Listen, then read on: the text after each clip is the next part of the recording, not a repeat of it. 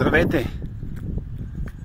Намирам се в китното родопско селце Добра лък, където пътя свършва, и аз обичам такива села, където пътя свършва. Освен това има страшно много стари къщи, келийно училище, по-късно ще да и до него. И така, селото се намира на 1058 метра от морска височина. Най-много съм дошъл за тази църква. Това е Света Богородица и е построена, чуйте добре, 1112 година.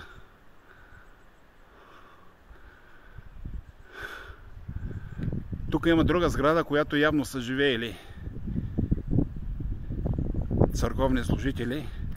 Така, опитах се до сега да предавам на живо, интернетът е много слаб, затова правя видео, за да може да ви обясна и да видите повече. Погледнете каква красота е. По-късно ще кача снимки от селото и видеа, направени с дрон и с телефон. Погледнете каква красота е. Аз съм в долната част на селото. Така, тази църква е уникална. За съжаление е обрасла. Отивам към портата.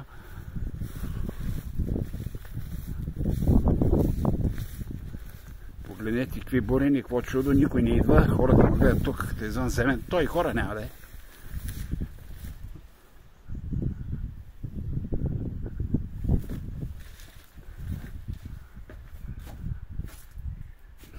Тук са дарителите, явно е стяган покрив или нещо от този род. Какво да ви кажа, дива джунгла, но ние вече от града търсим такива дивоти, защото сме изнервени до полуда от напрежение в града.